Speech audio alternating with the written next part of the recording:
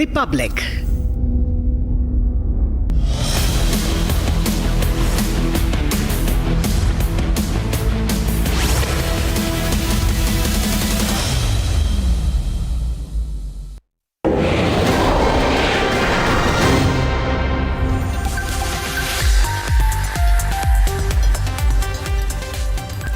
Hi there, good evening. Hope you had a great Sunday.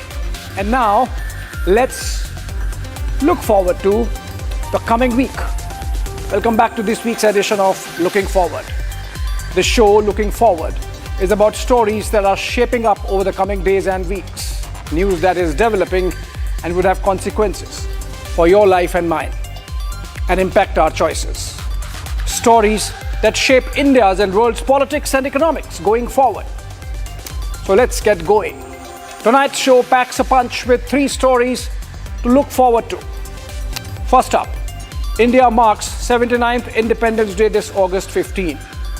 As Prime Minister Modi walks up those steps to the ramparts of the Red Fort, he would be displacing Indira Gandhi to become the second PM with 12 speeches on the trot after Jawaharlal Nehru from that iconic platform.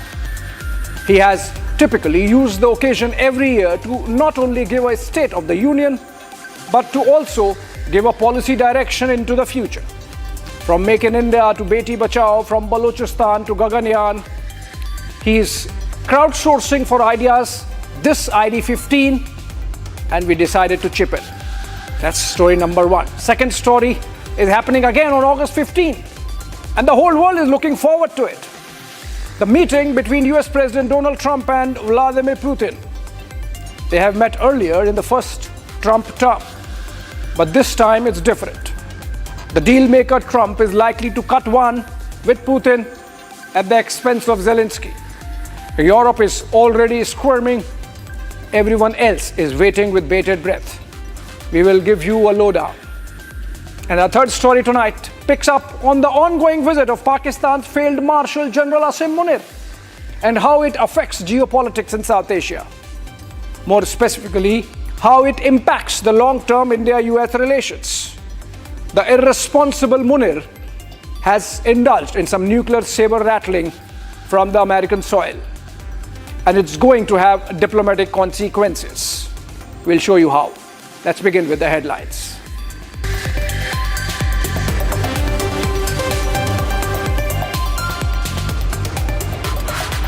Pakistani Army Chief General Asim Munir visits US again. While addressing American audience, Munir issues threat from US soil. He says, "Will destroy half the world if threatened."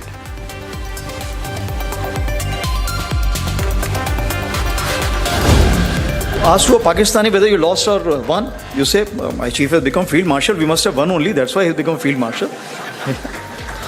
so what I'm saying that this is how you can influence the population. Army Chief General Upinder Dwivedi trolls Munir as Field Marshal, says, if you ask a Pakistani whether you lost or won, he would say, "My chief has become a Field Marshal. We must have one only."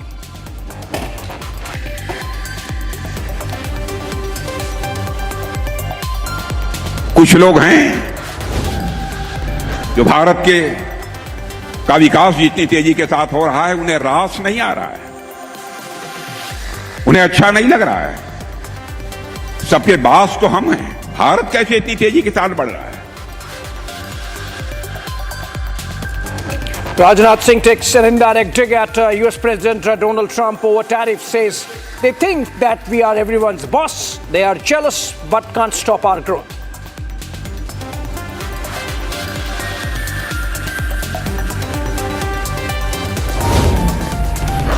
आज भारत दुनिया की fastest growing major economy है। पिछले 11 years में हमारी economy 10वें number से top 5 में पहुंच गई। हम बहुत तेजी से टॉप 3 इकोनॉमी बनने की ओर आगे बढ़ रहे हैं।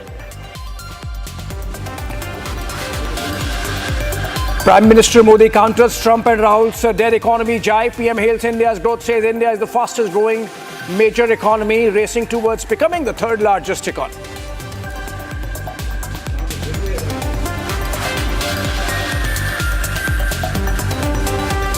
Karnataka Chief Electoral Officer sends a notice to Rahul Gandhi after his voter theft charge. Election Commissioner asks Rahul to provide documents to inquire into allegations that he has made. जंगल राज का युवराज जिस तरह से अपने कलंक को दूसरे को भी कलंकित करने का खेल खेलते हैं, इनको माफी मांगनी चाहिए और सफाई देनी चाहिए कि इस तरह के झूठा आरोप कतई नहीं लगाना चाहिए.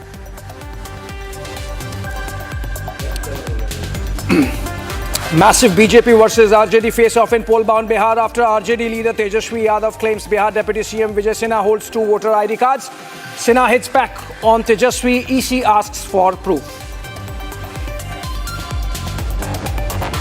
Encounter underway in Jammu and Kashmir's Kishtwar. 1 terrorist is neutralized, 3 are trapped. Kishtwar police puts up posters of 3 terrorists, including Hizbul commander Jahangir Saruri.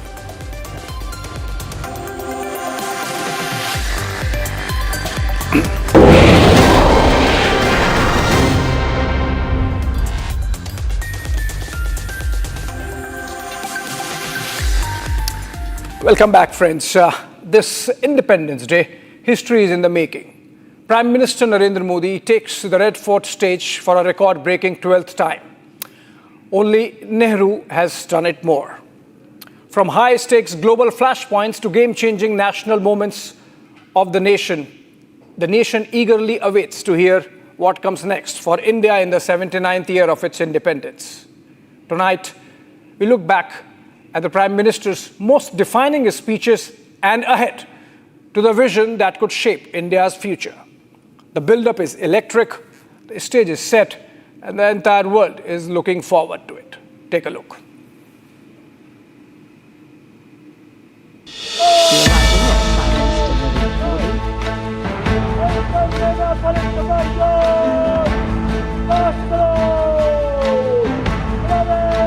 As India approaches its 79th Independence Day on August 15th, history beckons. Bharat माता की, भारत माता की. Prime Minister Narendra Modi will ascend the iconic ramparts of the Red Fort for the 12th consecutive time to deliver his speech as the Prime Minister, surpassing Indira Gandhi and now only trailing Jawaharlal Nehru. 2014 में देशवासियों ने मुझे दायित्व दिया. आजादी के बाद जन्मा हुआ मैं पहला व्यक्ति था जिसको लाल किले से देशवासियों का गौरवगान करने का अवसर मिला. ये नया भारत है, ये आत्मविश्वास से भरा हुआ भारत है, ये संकल्पों को चरितार्थ करने के लिए जी जान से जुटा हुआ भारत है. और इसलिए ये भारत न रुकता है, ये भारत न थकता है, ये भारत न हाँफता है और न ही ये भारत हारता है.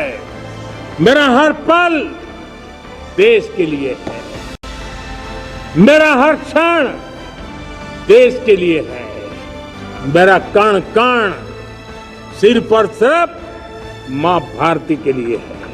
और इसलिए 24/7 for 2047 आजादी के 70 साल बाद हम. This is not just another ceremonial address. It is a powerful symbol of political continuity in an era of constant change.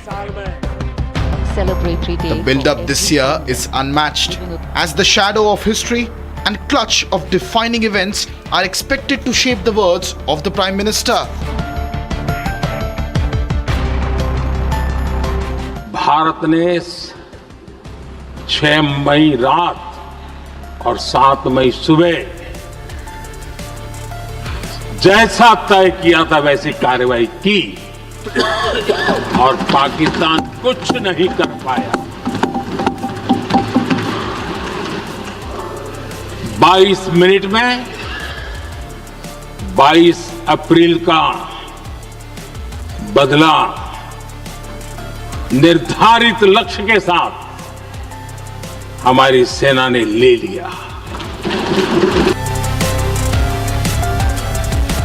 दुनिया के किसी भी नेता ने भारत के ऑपरेशन रोकने के लिए नहीं कहा।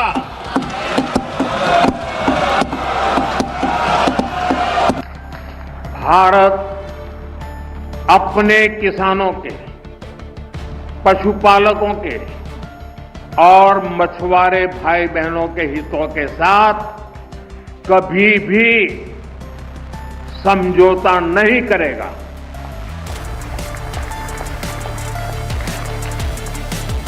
और मैं जानता हूं व्यक्तिगत रूप से मुझे बहुत बड़ी कीमत चुकानी पड़ेगी, लेकिन मैं इसके लिए तैयार हूं।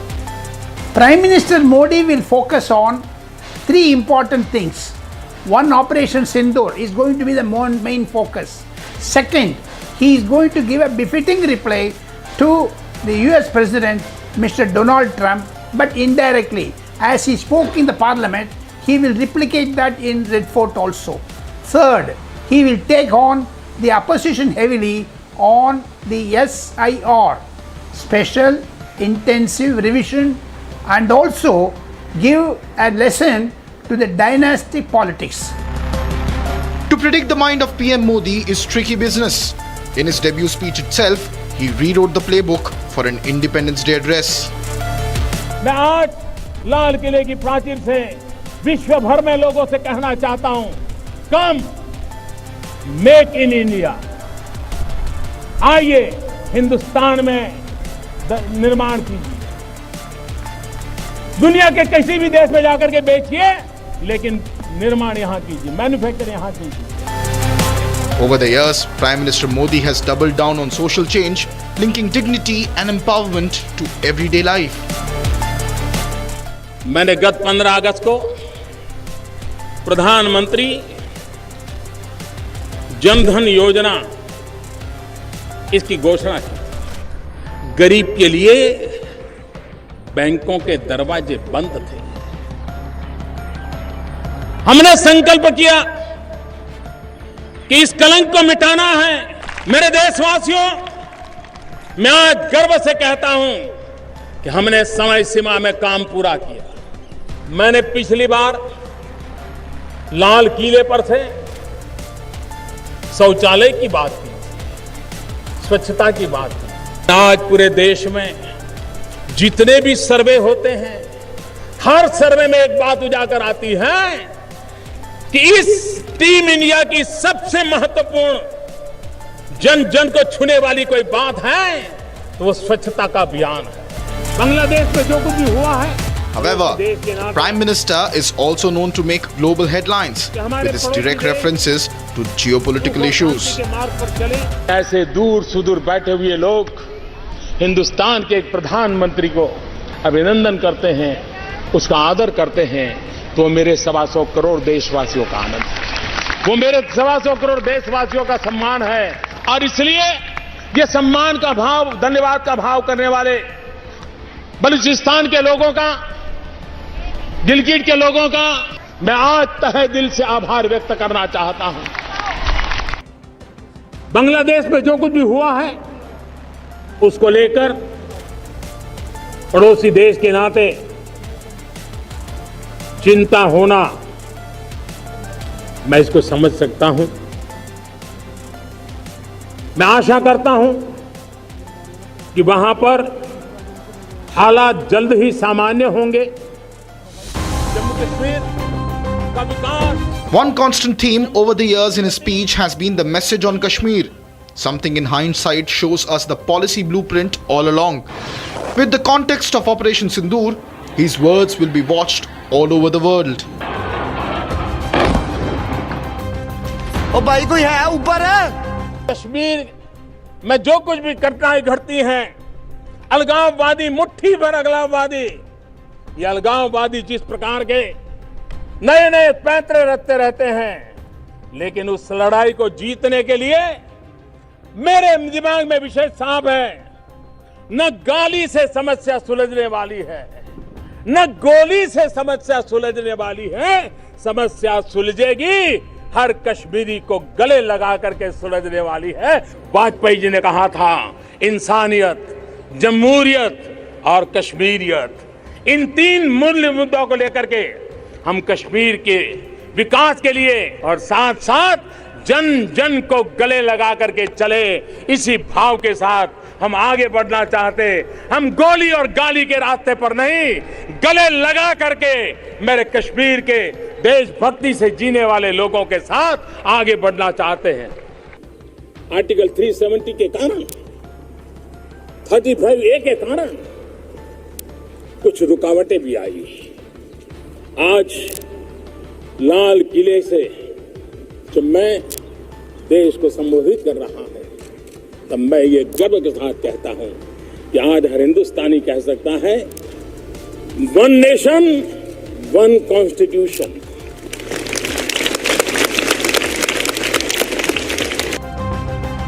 Prime Minister's speeches are also known to set the tone for the upcoming legislative agenda of his government.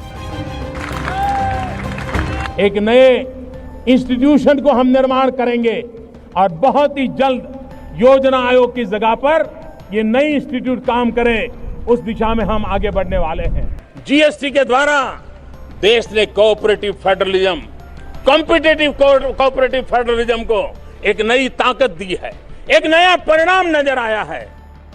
3 तलाक की कुरीति ने हमारे देश की मुस्लिम बेटियों की जिंदगी को तबाह करके रखा हुआ। मैं विश्वास दिलाता हूं कि मैं उनके न्याय के लिए, उनके हक के लिए करने में कुछ भी कमी नहीं रखूंगा।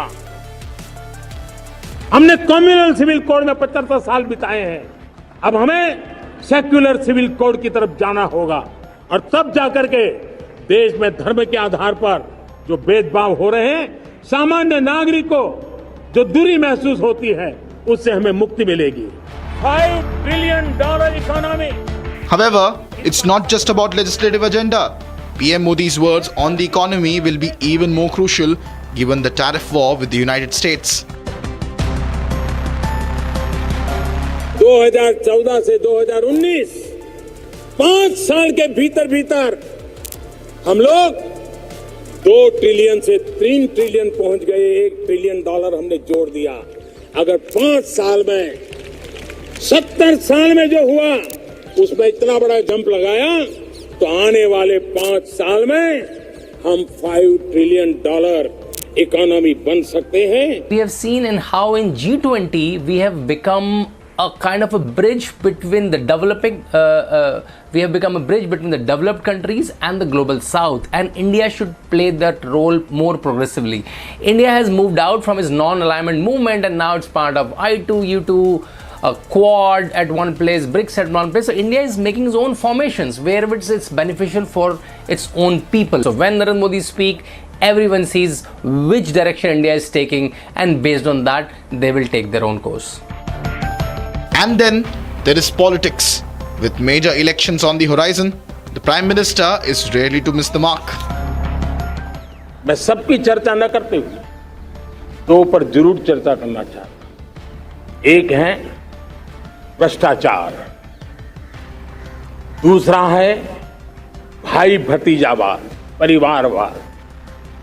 जब एक तरफ से देखते हैं, एक तरफ वो लोग हैं जिनके पास रहने के लिए जगह नहीं है, दूसरी पर वो तरह लोग हैं जिनको अपना चोरी किया हुआ माल रखने के लिए जगह नहीं है।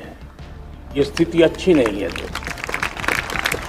और इसलिए हमें भ्रष्टाचार के खिलाफ पूरी ताकत से लड़ना है।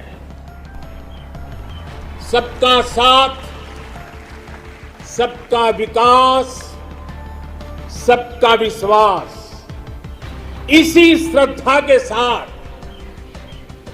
हम सब जुट चुके हैं। लेकिन आज लाल किले की प्राचीर से आह्वान कर रहा हूं, सबका साथ, सबका विकास, सबका विश्वास और अब सबका प्रयास हमारे हर लक्ष्यों की प्राप्ति के लिए बहुत महत्वपूर्ण है।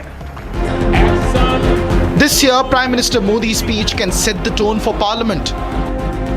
Will UCC find a mention once again? Will the Prime Minister double down on one nation, one election? Is a message for greater push for Atmanirbhar Bharat imminent? Will the Prime Minister directly address Trump's tariff war?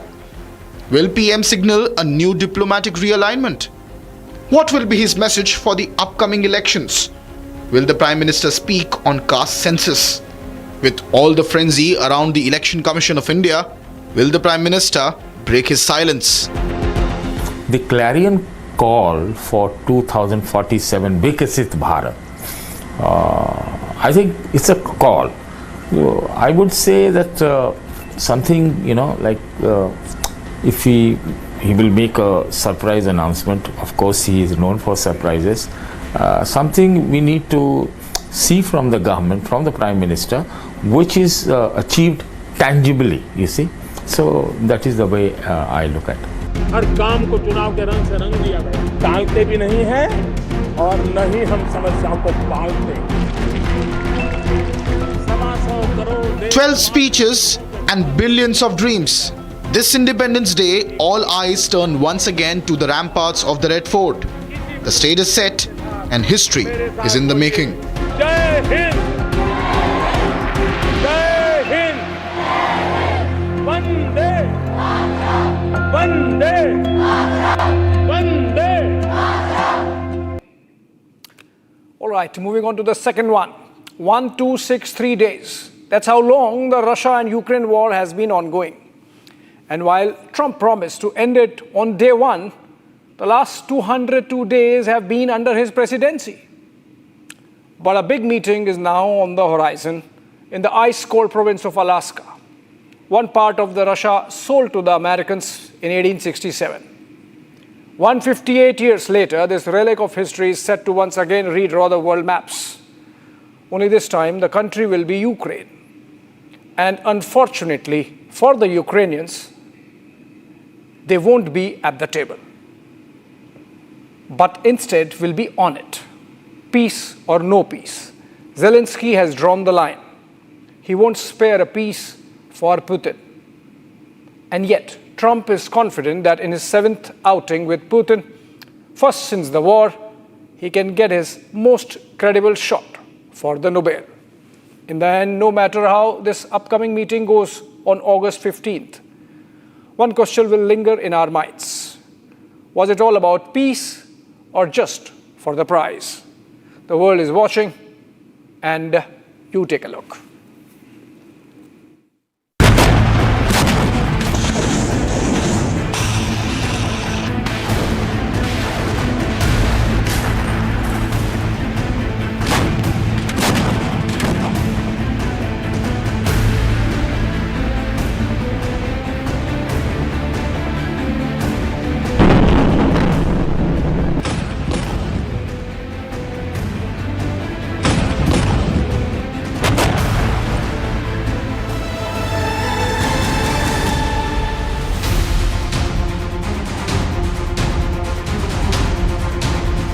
A historic summit is on the horizon. Шановні українці, українки, президент Трамп оголосив про підготовку своєї зустрічі з Путіним на Алясці.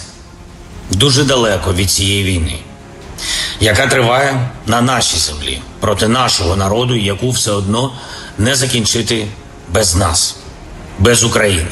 Europe wants to see peace. The European leaders want to see peace. President Putin, I believe, wants to see peace, and Zelensky wants to see peace. Now, President Zelensky has to get all of his everything he needs, because he's going to have to get ready to sign something, and I think he is working hard to get that done. Absolutely. Donald Trump and Vladimir Putin can sit across the table and talk. If you look at Donald Trump's track record, he's proven that he can sit down with America's toughest adversaries, North Korea and China and Russia, and he could do it from a position of strength. Talking does not mean capitulating. It just means advancing U.S. interests, and that's what Donald Trump is doing. The interesting thing would be to see their body language, if this is something that we can actually see as it is ongoing. But yes, I believe that Trump, he's a great negotiator. He likes to come into a meeting and approach every chance that he has as being a way to make a deal. Upcoming meeting, which is promised to happen in Alaska, I think it's in the interest of Putin more than of Trump. And I think definitely they can talk, definitely. And that would unfortunately make Putin look like a legitimate world leader, while in reality he's just a war criminal. President Putin and President Trump are all set to sit across the table, a table with the map of Ukraine on it.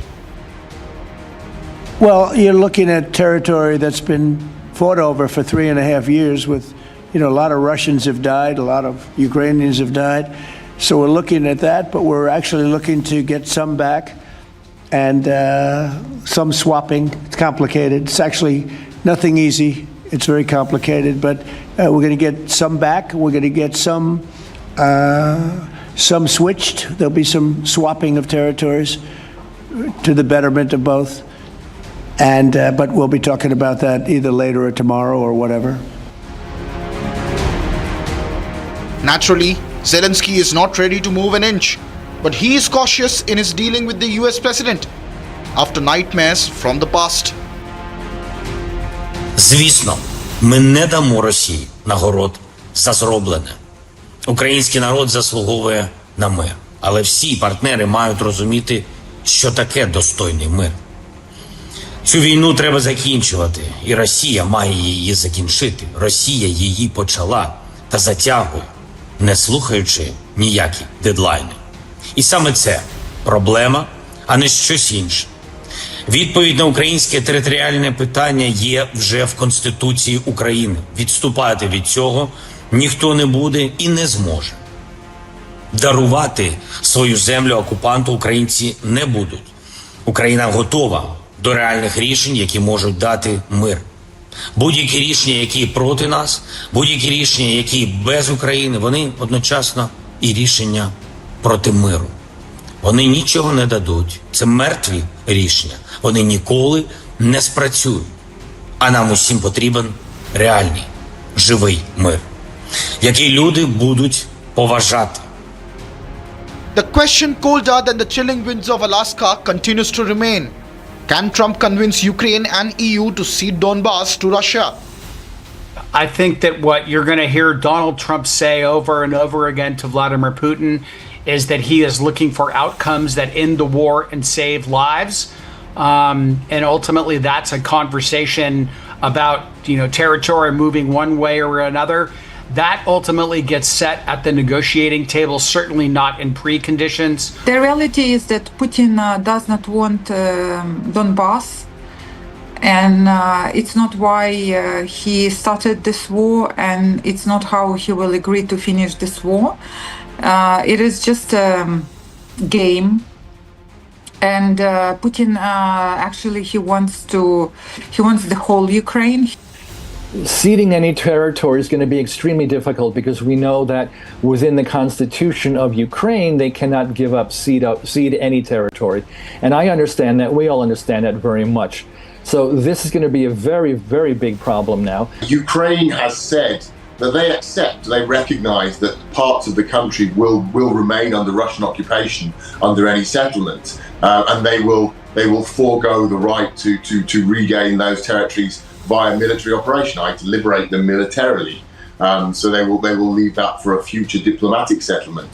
What Ukraine has said also clearly, though, is that they will not, under any circumstances, officially cede territory. They will not redraw the map. They will not hand territory officially over to Russia. So I think if Russia's demand is that it must have this... While Zelensky is trying his best to get a seat at the table, дарувати свою землю окупанту українці не будуть. Україна готова до реальних рішень, які можуть дати мир. Будь-які рішення, які проти нас, будь-які рішення, які без України, вони одночасно і рішення проти миру. Вони нічого не дадуть. Це мертві рішення. Вони ніколи не спрацюють. А нам усім потрібен реальний, живий мир, який люди будуть поважати. Trump, on the other hand, still believes Zelensky is not authorized to do certain things. Well, he's going out and getting what he needs. You know, he's not authorized to do certain things. I said, well, you're going to have to get it fast because, you know, we're getting very close to a deal. And he's doing that, and he's working with the European nations, and they're terrific people, terrific leaders, NATO.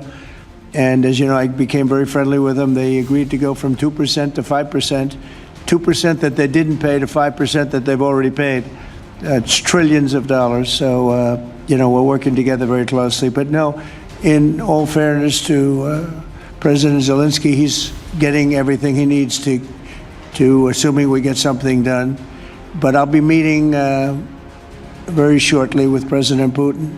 Now, there was this problem earlier this year when Zelensky came to the White House and met with Trump. That did not go very well, and the meeting as became famous around the world, a video that Trump basically had Zelensky leave. If Donald Trump is successful, Vladimir Zelensky gets a path to peace, he gets security guarantees, and he gets a chance to rebuild his country that has been devastated after 3 years of war.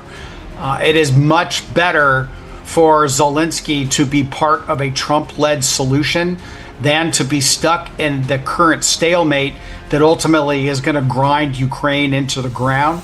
Well, if Putin and Trump reach an agreement between themselves, which is very damaging for Ukraine, and if Ukraine then turns around and says, if Zelensky then turns around and says, no, I don't accept this, of course, that would put Zelensky potentially at odds with America. It would potentially mean that America would then turn around and say, okay, we're not going to help Ukraine anymore. We're not going to provide Ukraine with any military support. We're not going to provide Ukraine with financial support, diplomatic support, or even intelligence support, which they've been doing over the last 3.5 years. So it could mean a breach with the Americans. That would have a knock-on effect for Ukraine's relations with other NATO members, the European partners of Ukraine. While the war has been ongoing for 3 years, there is a sense of desperation in Trump.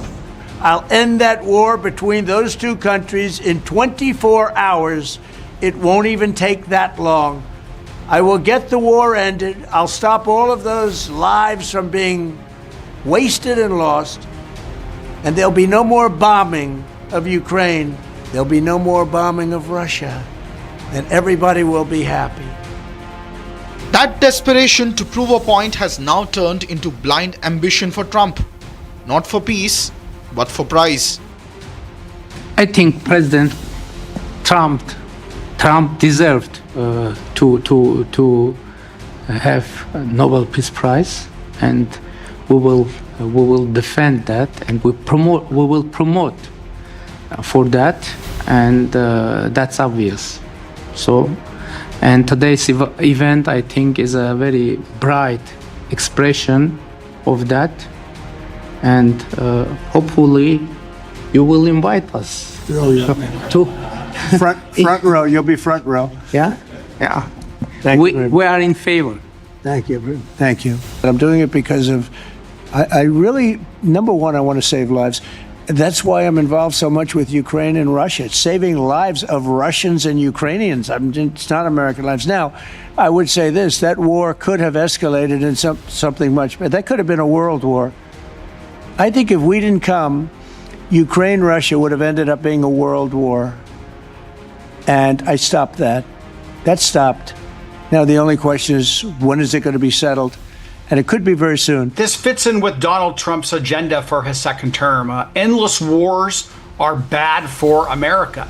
It drains resources, it spikes inflation, and frankly, it distracts Trump from America's real strategic interests. The goal that Donald Trump has said repeatedly is to stop the killing and to do so without the U.S. taxpayers having to write a blank check to Ukraine. Trump thinks that he would be the one who will finish this war.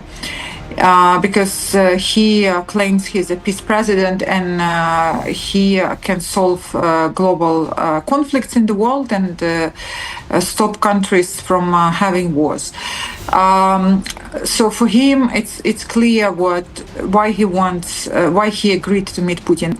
Zelensky is not the person who, controls the war. He is democratically elected Ukrainian president, but he's commander-in-chief, but it's Ukrainian people, Ukrainian army, they decide whether to fight back, to protect their country, or to surrender to Russians. And Ukrainian people have decided to fight. And if Ukrainian people keep this decision and majority of Ukrainians they don't plan to surrender to Russia. If, for example, Trump would sit down with Putin and decide, for example, I say in theory, that Kiev would become a Russian city, you understand, it would never happen because there are 40 million Ukrainians. And it's important what they think and what they feel. And Ukrainians are very skeptical about the summit meeting between Trump and Putin. They are concerned that Putin may be able to manipulate Trump. Putin is seen as a very skilled operator at this level, a very experienced statesman who is very skilled at manipulating, and Trump, on the contrary, is seen as someone who is very susceptible to flattery, very open to being manipulated via this sort of very personal approach to offer him compliments and flattery and to praise him and to win his confidence in this way. So there are concerns that Trump could be very vulnerable. While Ukrainians have their own apprehensions, in Moscow preparations are in full swing, with Russian President Vladimir Putin even personally chairing the first meeting of the National Security Council in 5 years, his first since COVID-19 pandemic. Уважаемые коллеги, мы обсудим сегодня некоторые вопросы региональной повестки дня, региональной политики, применительно, конечно, к обеспечению и решению вопросов безопасности, прежде всего. У нас два докладчика, Колокольцев Владимир Александрович и Бортников Александр Васильевич. Давайте начнем. Since the arrival of Witkoff in Moscow last week, President Putin has also held several phone calls with both leaders in Beijing and in New Delhi. Briefing the two allies on the updates on the Ukraine front, things are moving fast for Putin. I think it's very important to not rush to conclusions that this is going to be either a success or a failure.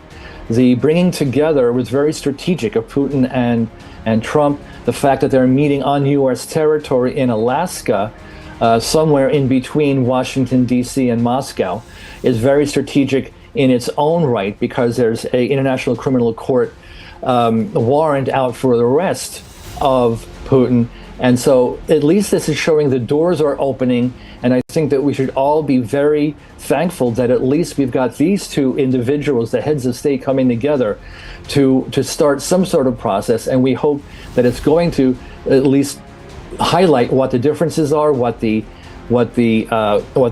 people agree with, and then where we can go from there. I anticipate the talks between the two to be candid, to be direct, and also to be transactional. This is not going to be a State Department scripted event.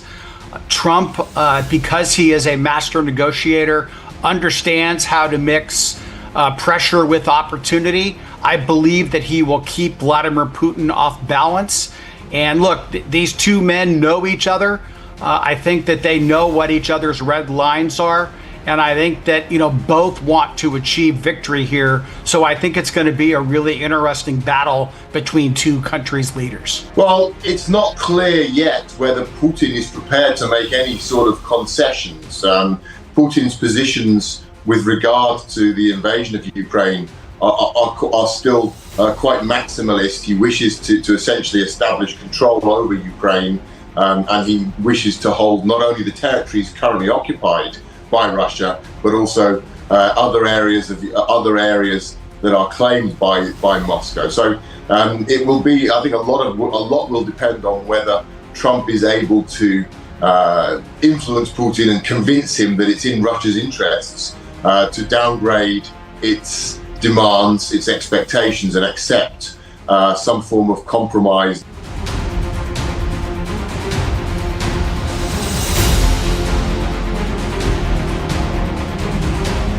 This isn't Trump's first rodeo with Putin, and it's certainly not the first time Putin is meeting a US president.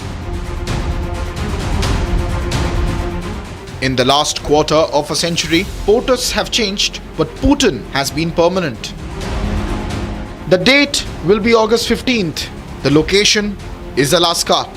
Two men, one table, and the fate of a nation hanging in the balance. History won't be written in Alaska, but will be tested in Ukraine. For between ambition and peace lies the fate of a 3-year-long war.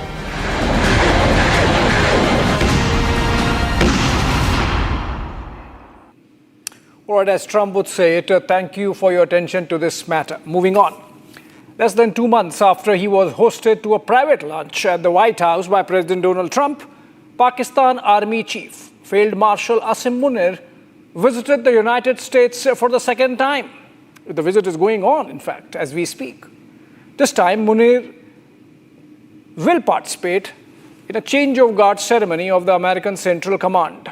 He already participated in the farewell or sending off of its present Chief General Kurilla. While addressing American citizens, Munir threatened to plunge the region into a nuclear war should his country face an existential threat in a future war with India. The visit comes days after Trump's 50% tariff on India. As Trump's vendetta against India seems personal, is this the reason for his bending over backwards to Munir? Watch this report.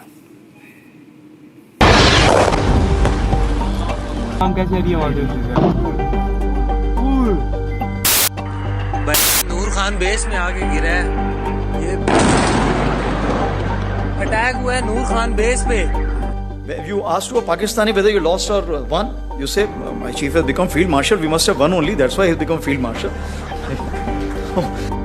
This is failed Marshal Asim Munir at the center of the potshots by Indian Army Chief General Upendra Dwivedi, and rightly so. He is on a second visit to the United States in 2 months, this time to participate in change of guard ceremony of the American Central Command. Shame on you, bad murderers! Shame on you!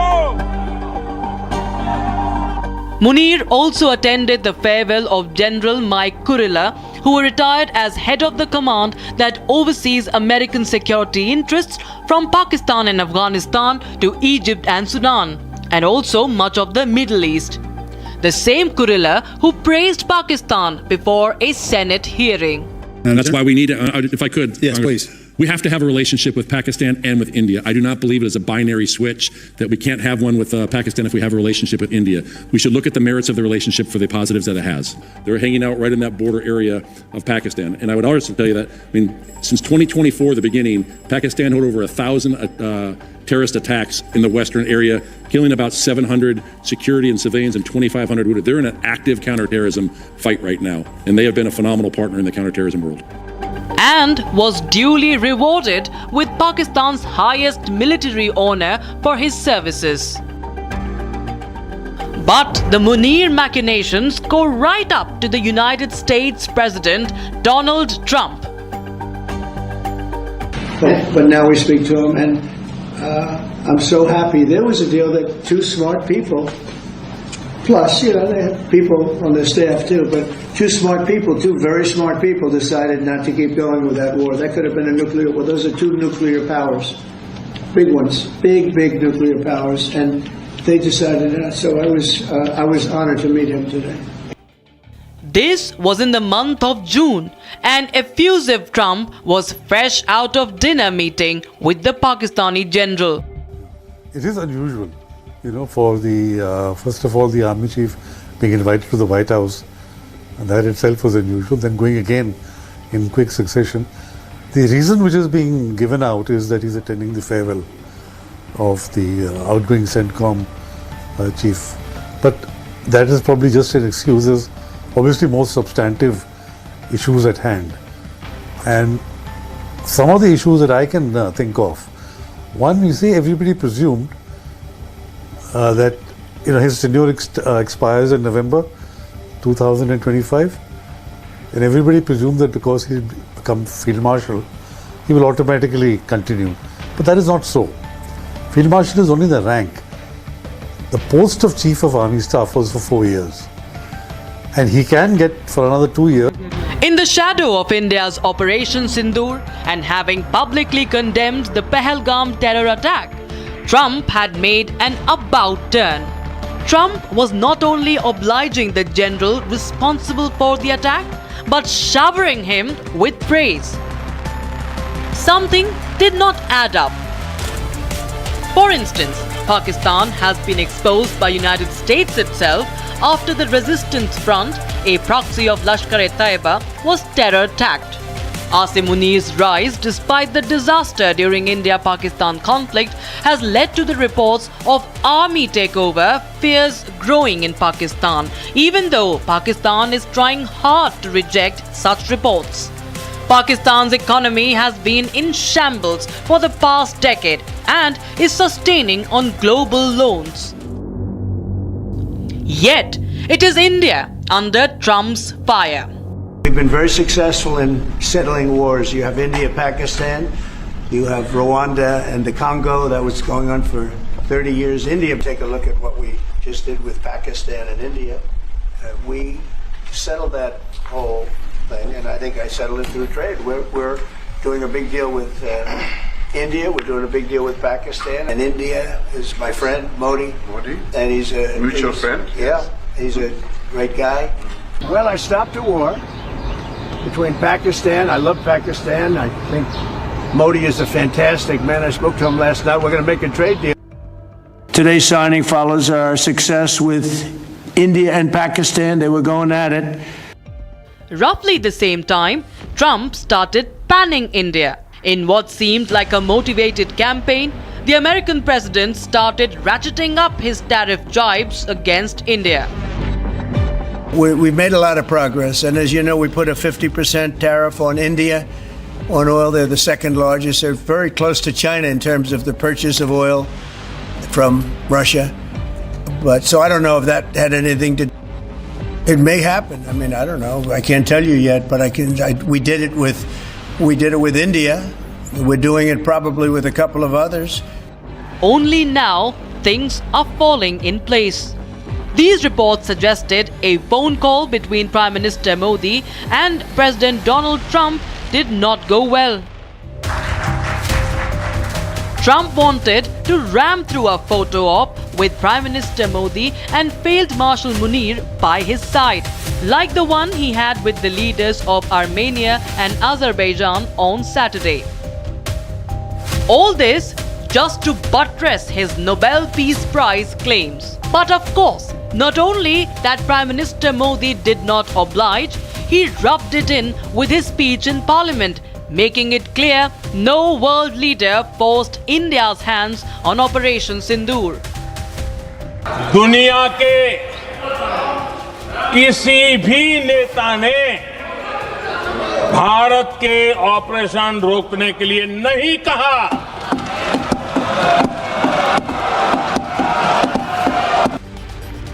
But blinded by his zeal to match Obama's Nobel Peace Prize, Trump is hitting a wrecking ball at the India-US relationship. You know, he's left all geopolitics to the winds. Geopolitical calculation. It has all become trade and tariff, which also we could live with and adjust with, providing there was some constancy. It changes day by day, hour by hour, minute by minute. So how can any country devise a long-term strategy, strategize and come to terms and, then react accordingly? And because of trade and tariffs, because he is peeved with India, he is making a great friend of Pakistan. It is unheard of. A Pakistani general, or any general from any country for that matter, getting an invite a 2 hours lunch meeting with Donald Trump. It is personal. It is the prize, not peace. It's not sudden. Pakistan has been trying for a long time. Pakistan doesn't want to leave the US. It's the US which has distanced itself, especially after Osama bin Laden was found and killed in Abbottabad, and then after the US left Afghanistan. So the US had distanced himself. Now suddenly, I think there are several reasons, and a lot of it is to do with President Trump himself. And very cleverly, Pakistan has pitched itself to massage President Trump's ego, you know. They nominated him for the Nobel Peace Prize and he's very tickled about it. They've also pitched Pakistan as being the next biggest thing as far as rare earths are concerned. They've said there are about $7 trillion worth of rare earths and minerals in Pakistan. Nobody knows how, where, you know, kahan. Trump's vendetta against India seems personal, and that's where a bending over backwards Munir comes in handy. America is realizing that India is quite obsessed with Pakistan. Not only obsessed, we have worried about the issue of terrorism.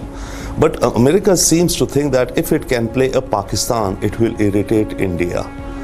And therefore, it is doing some more of these things. It thinks it can, bring India around by later on saying, okay, we will downscale our relations with Pakistan. We do this, you give us this. So this is one more tool in America's negotiations with India, I think.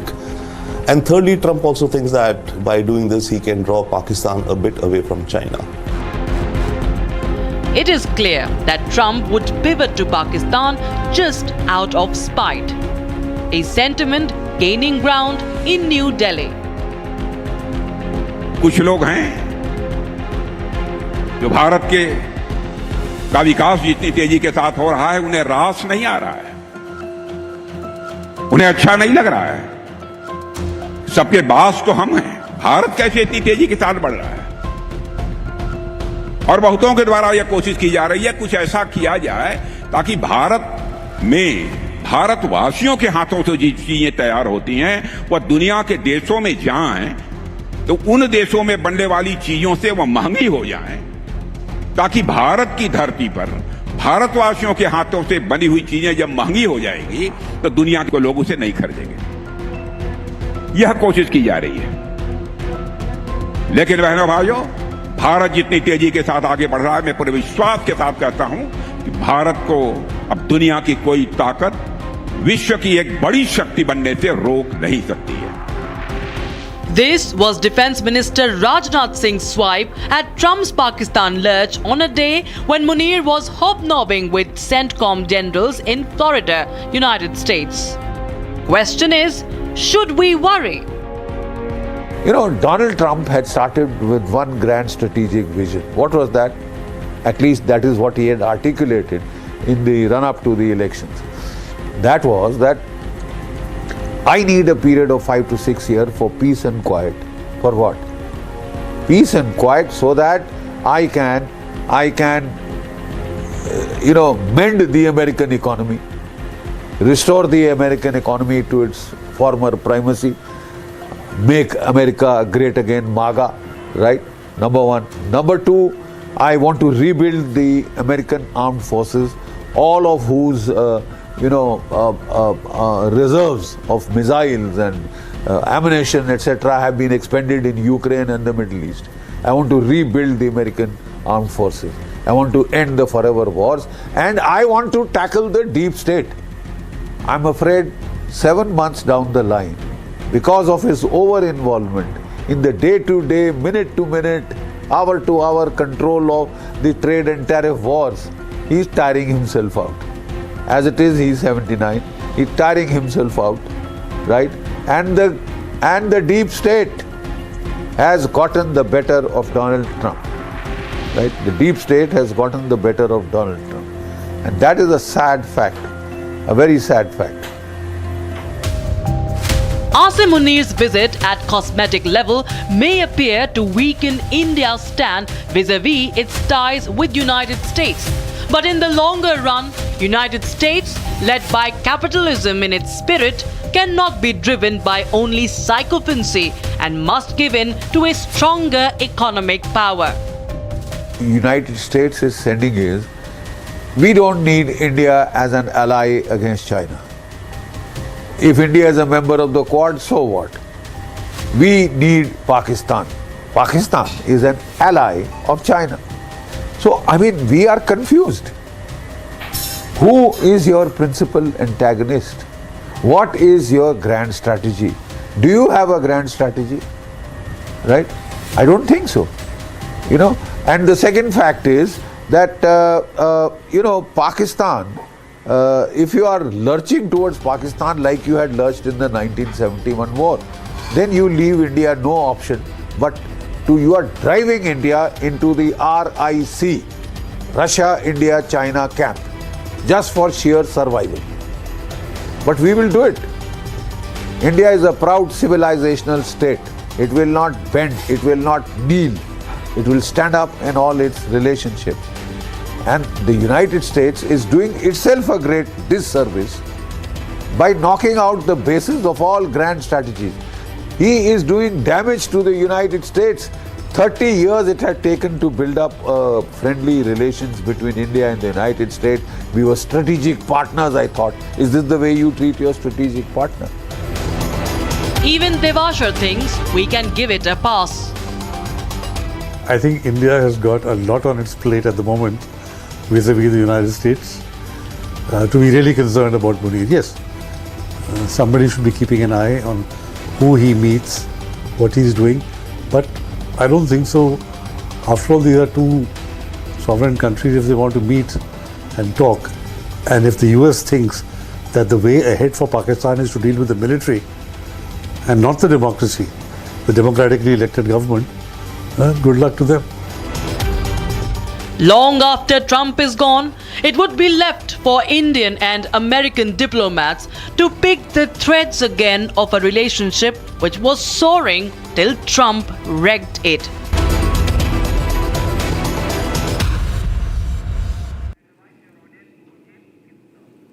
This is all we could pack in this edition of Looking Forward.